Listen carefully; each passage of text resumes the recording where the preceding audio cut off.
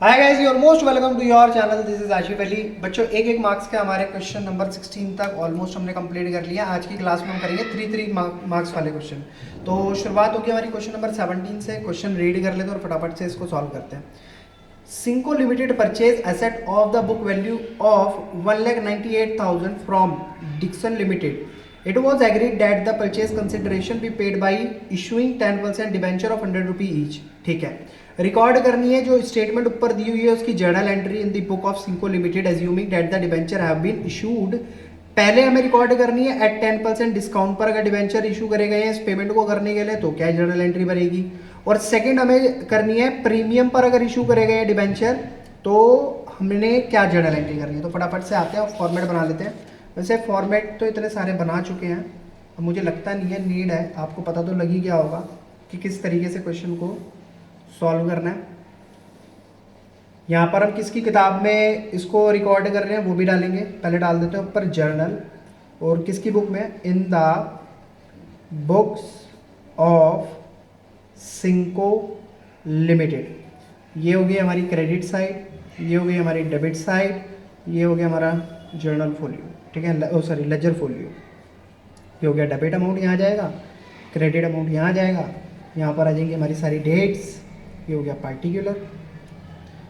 वैसे इस क्वेश्चन में मैं करा देता हूँ फॉर्मेट बनवाकर, बाकी आगे से ना हम ध्यान रखेंगे नेक्स्ट जितनी भी जर्नल एंट्री वाले क्वेश्चन होंगे तो फॉर्मेट इतना बनाया नहीं करेंगे, क्योंकि पिछले कुछ सैम्पल पेपर में मैंने आपको बनाकर दिखाया है काफ़ी सारे फॉर्मेट ऑलरेडी बनाकर रखता था. अब आती है बात सीधा जर्नल एंट्री की, तो देखते हैं. सबसे पहले तो आप ये देखो, परचेज करिए एसेट 1,98,000 रुपये की. किससे? डिक्सन लिमिटेड से. तो यहाँ पर डिक्सन लिमिटेड क्या बन गया हमारा? क्रेडिटर. और हमारे पास क्या आ रही है फर्स्ट जर्नल एंट्री में? एसेट. तो हम एसेट को कैसे डालेंगे? Sundry assets account debit to Dixon limited 1,98,000 rupees. 1,98,000 rupees. हमने यही इतने अमाउंट की सन्डरी एसेट परचेज करी है. सेकंड जर्नल एंट्री में हम क्या करेंगे? हमें क्या करना है? पेमेंट करनी है. किसको? डिक्सन लिमिटेड को. तो जब यहाँ पर हमारा डिक्सन क्या बन गया? क्रेडिटर. तो इसको ख़त्म करने के लिए हमें क्या करना पड़ेगा? डेबिट. तो डिक्सन लिमिटेड डेबिट. और इसके लिए हम इसे क्या कर रहे हैं? टू 10%. सॉरी, मैंने यहाँ पर गलती कर दी है. हमने फर्स्ट सिचुएशन कैसे करनी है आप देखो, एट आ डिस्काउंट ऑफ 10%. ठीक है, हम डिस्काउंट पर इशू कर रहे हैं. तो मैं इसको यहाँ पर दिखाऊंगा, discount on issue of debenture to 10% debenture. अब सर अमाउंट क्या क्या आएगा? आप एक चीज़ देखो, इन्होंने 10% डिबेंचर इशू करे. ठीक है, और एक डिबेंचर की कीमत 100 रुपये है. और फर्स्ट सिचुएशन में उन्होंने क्या बताया कि इन्होंने 10% डिस्काउंट पर इशू करे. तो 100 का 10% कितना हो गया? 10 रुपी. और 100 में से अगर आप 10 को माइनस करोगे तो कितना आएगा?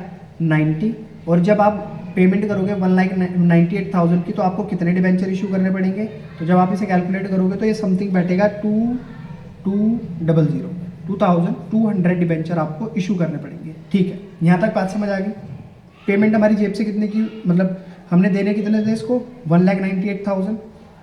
अब 2,200 डिबेंचर 100 रुपये के हिसाब से, क्योंकि हम तो इसके अंदर फेस वैल्यू रखते हैं ना हमेशा 10% डिबेंचर में, तो ये हो जाएंगे हमारे 2,20,000 रुपये के डिबेंचर हमारी जेब से गए.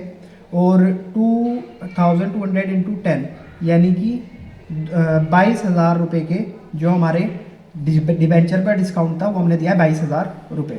क्लियर है? तो एक हो गई हमारी फर्स्ट पार्ट की जर्नल एंट्री खत्म, यानी कि ये हमने कंप्लीट कर लिया डिस्काउंट वाली. अब सेम इसी तरीके से प्रीमियम वाली जर्नल एंट्री करके दिखाते हैं.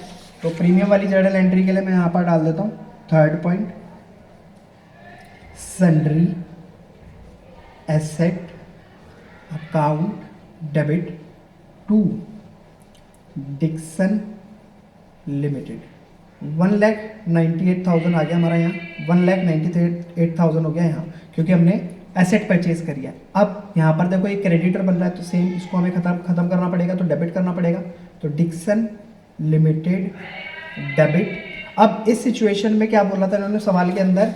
अब की बार जो डिबेंचर इशू करें ना, प्रीमियम पर इशू करें, तो सबसे पहले तो हम डाल देते हैं टू 10% डिबेंचर, 10% डिबेंचर अकाउंट. और 2 सिक्योरिटी प्रीमियम अकाउंट।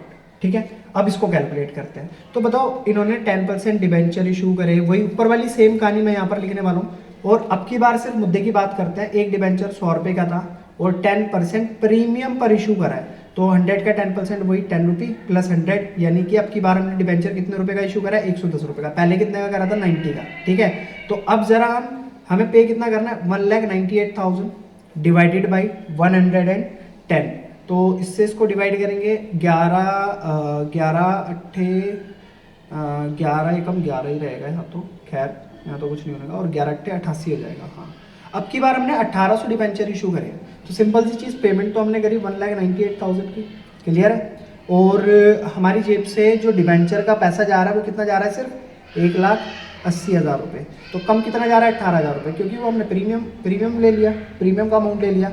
अच्छा, इनकी नरेशन मैंने नहीं करी है, तो नरेशन आपको करनी है, बाकी एक मैं करके दिखा रहा हूँ। Being debenture issued at 10% premium, issued at 10% premium.